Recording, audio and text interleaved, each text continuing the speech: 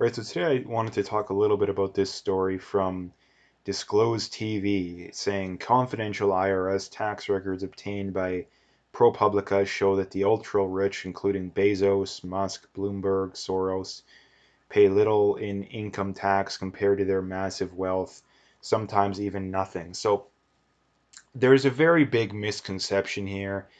Now, there's a lot of things I have to cover here, so make sure just bear with me, but the big point here is that people have no idea how the real world works when it comes to this stuff. Like absolutely and utterly no idea. And here's the thing, like I'm not an expert by any means on this stuff. I'm not an accountant, I'm not an economist, I'm not any of this kind of stuff. But when I hear the average person talk about stuff like this, I immediately think to myself, you have absolutely no idea how the real world works. And again, this is just the way you know that people have no idea what they're talking about on things is that if you take a topic to where you know a little bit but you don't know that much. I mean, I know a pretty good amount about this stuff, but again, definitely not an expert. And you hear someone and you're like, I know way more than you and I'm not an expert. Like that's the way you know someone knows absolutely nothing. And here's the thing. So there's one, or actually there's two words in here that basically explain what's going on here, and I'll highlight them here. In income tax, right? In income tax. So here's the thing. These people don't pay income tax because they don't have an income. Like, my God, people, like, have you never taken 5 seconds to go Google Elon Musk cash income per year? And you have to make sure it's cash, right? Because if you just Google income, it'll come up other stuff and it'll mislead you. Google Jeff Bezos cash income. What will you find? Well, if you look it up, Elon Musk doesn't take an income, doesn't take a salary in cash, right? He takes $0 per year in cash salary. So if you, in other words, if you work a job, you are making more money in cash salary per year than Elon Musk did. What the first or second richest person in the world? You work a minimum wage job, you make more in salary per year than Elon Musk does. Jeff Bezos, I think it's like 80,000 or $100,000 per year. I'm not sure about George Soros and Michael Bloomberg or guys like that, but the one thing I do know is again, I mean, here's the thing, like Jeff Bezos, the two richest people on earth, their combined cash salary is like I said, like 80 to $100,000. They're combined, right? You're a couple, both you making 50 grand a year. You make more in cash salary per year than Jeff Bezos and Elon Musk do combined. How many people know that? Right? If you went and polled people in the street, what percentage of people do you think know that? I don't even think it'd be 1%. Maybe 0.1% of people. Maybe, I mean, accountants probably know that, right? They're probably the only ones that would know that because they would know that. And here's the thing: people say, "Well, how do they have so much money then?" Well, that's the thing. They don't have that much money. When people hear that Jeff Bezos or Elon Musk are worth $150 billion or whatever number it is, the average person hears that and they literally seem to think, and I don't know how you can be this ignorant, but people actually believe it, is that they have $150 billion sitting in their checking account, right? That's what people seem to think. But that's not how it works. That's not how reality is. The reality is if you take Jeff Bezos for example, like 99.9% of his wealth is tied up in stock and property, right? So Jeff Bezos is a billionaire in the same way that if you own a house in Toronto or Vancouver, you're pretty much guaranteed to be a millionaire. But that doesn't mean that you have $1 million in cash sitting in a bank account, right? So when people hear, oh, the rich people they have these loopholes and they're not paying any taxes, well, what they're really saying is that they're not paying income taxes, and the reason for that is that they don't have an income. So they're not getting away with anything. It's not a loophole, right? It's not a loophole. A loophole would be, oh well, you're making, $1 billion a year, but if you set up a charity and you give it to the charity, and down the road the charity gives it back to you, that would be a loophole. Like, and then I think that's kind of what, like, I mean, there's a lot more to it, but that's pretty much what Bill Gates does. Um, but again, like, people just have no idea how the real world works, right? And you hear all the time, oh well, you know, Jeff Bezos could give all of his employees $100,000 and still have all this money left over. Like, no, he couldn't, because he doesn't have the money. Like, again, like, how stupid can people be? And people say, oh, he could sell stock. Well, what would happen if Jeff Bezos sold off half of his stock? Well, that would take a, what, 5-10% chunk out of Amazon? Like, no, the stock would go down, right? And people would know he'd have to do it, so they just short the stock, right? So, and this is the big problem when it comes to these people. And again, the one thing that I would acknowledge before I go any further is that I don't think these guys are good people by any stretch of the imagination. Like, I mean, I used to be somewhat warm towards Elon Musk, but I mean, he's gone completely stupid recently. And I mean, as you look into him more, it starts to become more and more shady. It's funny how that stuff works. The more you look into these guys, the worse they look. Um, George Soros, don't even need to go into him. I'm sure most people are well aware of his shady doings. Bloomberg, same goes for him. Bill Gates, obviously don't even need to go into him. Um, I'm not a fan of any of these guys, right? I'm not a fan of any of them. They're all crooks in my mind. The problem is that when you look at these like the socialist types, like these idiot leftists, the problem with what these people do is that they impose these tax increases or these regulation increases under the guise that it's going to level the playing field. But it doesn't do that. It doesn't do that. And why is that? Is because when these idiots increase income taxes, who does that hurt? Right? They all say, "Oh, we're only going to raise it on the rich." Well, it doesn't hurt. And not to mention too, when they say that, it's usually people making like $100,000, $200,000. Like, that's not rich, right? Um, but here's the thing: when they raise income taxes, it tends to hurt the upper middle class people, which are the people that tend to employ the middle class people, right? It hurts the doctors, it hurts the lawyers, it hurts the, someone who owns a medium sized business. Those are the people it hurts, not Jeff Bezos or Elon Musk or Michael Bloomberg. Like, it doesn't hurt them, right? And the other solution, like I say, that these people come up with is, oh, well, once they realize that, it's, oh, well, what we should do is we're going to have this unrealized capital gains tax. But that won't work. It won't fix the problem they want it to fix, right? Because people will just sell before they have to do it, or they'll find ways around that, right? That this is the problem, is that people don't seem to realize is that there's always going to be loopholes. Like, there's always going to be loopholes. And here's the other thing too, that it doesn't make any sense to tax them more anyway. Now, again, the problem with these guys is that they've gotten rich a lot through crony capitalism, right? And that Um, a lot of people say, oh, no, it's the free market, we should let it be, which I agree with. The problem is that these guys have gotten unjustly rich, right? And especially guys like Bloomberg and Soros and Bill Gates, like so unjustly enriched themselves. It's not even funny.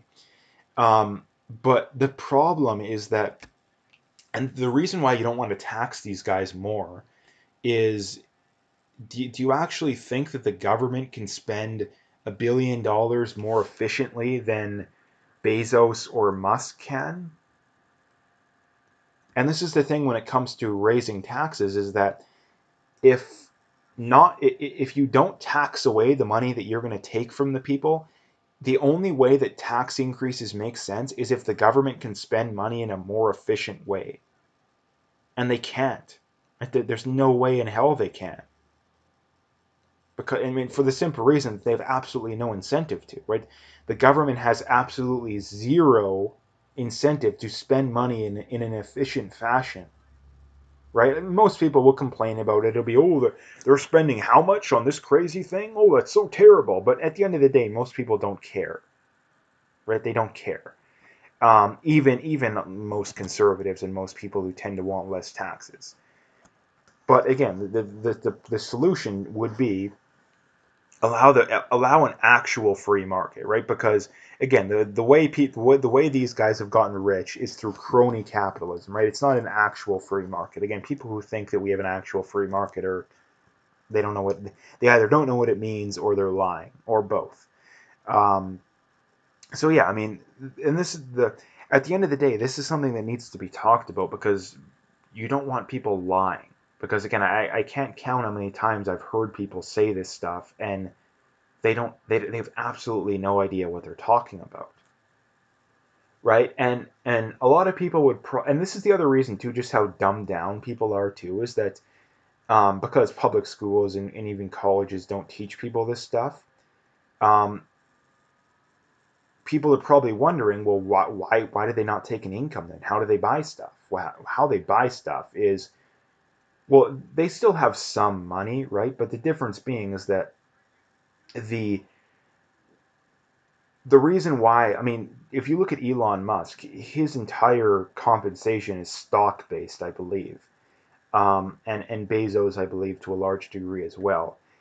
Why they do that is because they'll save money on taxes, right? Because the tax on, I mean, Biden's going to raise it, but prior to recently, again, the tax on capital gains is going to be less than the tax on their income, right? Especially in California. Um, But again, why do these guys do this stuff? Well, there's many reasons why they do it. It's not just to get around the taxes directly. People seem to think that that's the only reason. The main reason they do it, I believe, um, is why would you want to keep your wealth in an asset that is depreciating? Right? Like if you're Elon Musk and you keep $1 billion in cash. Okay, well, inflation's running at least 2 or 3% a year. That means that at least 20 or 30 million dollars of that billion is basically being taken from you, right? So, and here's the other thing too: is that if you're Elon Musk and you want to put $100 billion in a bank account, okay, 2, 3, 4, 5 billion of that is basically being taken from you due to inflation. So they need to do something to get around that. And what do they do to get around that? They're just going to keep their money in their stock. And not they have other investments as well, obviously. And why they do that is that if they keep it in stock, well, their stock is going up. In the long run, their stock's going up 5, 10, 20, 30, whatever percent per year. The only thing that matters is it going up more than inflation, right? So that's why they keep their money in their investments. And people say, well, how do they buy stuff? Well, it's very simple, right? It's very simple.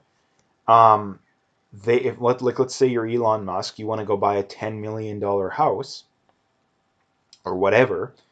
You simply go to the bank, say, I want a loan to buy a house. Here's $20 million in Tesla stock. I'll put that up as collateral. And they'll loan him the money because the chances of him not being able to pay the loan is like 0.1%, and basically even less than that probably. And not to mention too, he puts up as much collateral as he needs to put up because again, he has billions of dollars in Tesla, probably tens of billions of dollars in Tesla stock. So again, the chances of him not being able to be able to repay is basically zero, and that's how they do it. And they'll probably get the loan at basically 0% as well, because again, the chances of them not being able to pay it is basically zero. So that's how they do it. It's actually very genius the way they do it, right? And this is going to be the way. This is going to be a big thing in the future too when it comes to Bitcoin and cryptocurrencies, right? And that, in my mind, you're kind of stupid to sell off your well, if you have to pay capital gains. If you don't have to pay capital gains, then you're fine, whether you have it in privacy coins or whether you have it in you're in an area that you don't have to pay. And a lot of people say, "Oh, I'm not going to pay," but again, if you're making $50,000 per year and you own a Lamborghini and you live in Canada, that's probably going to set off red flags, right? Like if that doesn't set off red flags, I don't know what will. So, but let's just say again, you can still get the Lamborghini. This is the thing that people don't understand is that you want to buy the Lamborghini. Okay, you just put up $500,000 worth of Bitcoin or 600, 700,000, whatever. You take out a loan over 10 years or however long you need to take it to pay it off, and boom, you got your Lamborghini, right? And the benefit of that too, here's the other benefit that people don't seem to realize too, is that at the end of the loan, you get your stock back, you get your Bitcoin back, right? So this is the thing. Who in the right mind would sell off an asset that's appreciating at, if you're Tesla, 10, 20% a year, Amazon, same thing, Bitcoin, 100% a year, who in the right mind would sell that asset off? So what you do if you want to buy stuff with it is you simply put it up as collateral and you buy what you want. Now, you're not going to be able to buy as much, right? To be fair, you're still going to have to be able to be out. If you're the average person, you're still going to have to be able to make the payments on whatever it is you bought. But the benefit of that is you get what you want and you still get the asset back at the end of the loan, right? So again, like people just have absolutely no idea how this works. I seen a clip the other day of Michael Saylor, and again, he's just laughing. He's like, rich people don't take incomes. And the simple reason is it makes absolutely no sense. And like I say, people say, oh, just close the loopholes, increase the taxes on capital gains or whatever. But what if they never take a capital gain? Okay, then it's, we got an unrealized capital gains tax, which is something that's already being talked about. Okay, well, number one, is that going to be on the everyday person? Okay, well, you're just screwing over the middle class like even more. Well, they say, oh no, it's only going to be on billionaires, right? Well, okay, well then they'll impose it on billionaires. Billionaires will find a way around it because they have billions of dollars to find ways around it, right? If they really want to. Inevitably they will. But not to mention too, these are the people that fund the people that pass the laws. Like, do you really think that they're gonna screw over their buddies? Like, of course not. It doesn't matter what side of the aisle they're on. Two people think it's the conservatives' fault. All they care about is their rich friends. No, it isn't. Right? Look at California. They're run by Democrats at every step of the way. Right? Come on. And again, the conservatives will blame the liberals as well. But at the end of the day, neither side wants to fix this problem. How you fix the problem is you simply say, like, just for lack of a better way of putting it, just have a free market for God's sake. Like this whole we're gonna just keep raising taxes till we go blue in the face. It's not working. We're just screwing over the middle class. And this is the problem that the left doesn't seem to understand, is that there's almost no way to bring down the rich without bringing down the middle class and the poor. Like it's almost impossible. It's like saying, "Oh well, Connor McDavid is too good of a hockey player, so we're gonna make him play with a wooden stick, and we're gonna make him play. We're not gonna allow him to sharpen his skates and everything." Okay, well you hurt Connor McDavid, but what happens is you hurt the rest of the team as well, right? You hurt the rest of the team. So this is the problem that these people do, is that they impose this stuff under the guise that it's gonna, you know, level the playing field and they're gonna pay their fair share. Well, no, you end up just hurting the middle class just as much, right? You end up hurting the middle class just again. What happened when Biden threatened? I don't even know if they're going to do it or not, but Biden threatened he's going to massively increase the capital gains tax. The stock market had a big sell-off, right? And middle class people have retirement funds. Like, do people just completely forget this stuff? And not to mention too, they're more reliant on it than rich people are. If rich people see a 10-20% drawdown in their net worth, they don't care. Oh yeah, my net worth went from $1 billion to 800 million. Oh yeah, I'm not gonna. That's gonna be I'm not going to be able to buy my fifth house. Oh, boo-hoo. But if you're making 50,000 a year and your retirement goes from your net worth goes from 500,000 to 400,000, okay, you're going to have to work an extra 2 or 3 years just to make that up. And that's assuming everything goes on schedule, which is probably unlikely. So this is the problem at the end of the day. People have no idea how the real world works, like absolutely no idea, and they impose these quote unquote solutions to fix the quote unquote gap between the rich and the poor, but in the process they don't fix it. The rich continue to get richer, the poor continue to not get poorer, but they don't get any better than where they are. I mean, if you look at median incomes, like that, it hasn't gone up in 20 years, right? It hasn't gone up in 20 years. Do we have more taxes and regulations than we did 20 years ago? Like, of course we do, right? So the solution is not more taxes, more regulations. It's less, right? It's less taxes, less regulations, and right. The other problem too is that the reason why these guys don't pay income taxes is that they just understand basic math. Like, I don't understand why it's confusing. I can make money in this way and pay 20%, or I can make money in this way and pay 30%. Who in the right minds would pay 30%? It makes absolutely and utterly no sense. And this is the other thing that just boggles my mind, is that people pretend that if they were in these people's position, they would do something differently. Like, of course you wouldn't. Like, nobody in their right mind would. Right now, maybe people would say, "Oh, I donate some to charity," or like, but at the end of the day, nobody pays more in taxes than they're legally required to pay. Like, nobody does that, and if they do, it's a publicity stunt, right? Like, I have not seen one example, like literally ever, of someone posting their tax return and maybe blurring out whatever personal information, saying here I was required to pay 50,000 and I paid 100,000. Like, nobody does that. Literally nobody does that. So why are we getting mad at these people for doing something that literally everybody would do if they were in their position? It just doesn't make any sense. So anyway, I could talk forever, but I'm not going to do that. So I'm going to leave it here. If you liked the video, make sure you hit that like and subscribe if you haven't already. Make sure you check out those links below. Follow me on those other platforms if you haven't already. If you want to donate, you can do that as well. Again, I would very much appreciate whatever support I can get. But like I say, check out those links and stay tuned for more.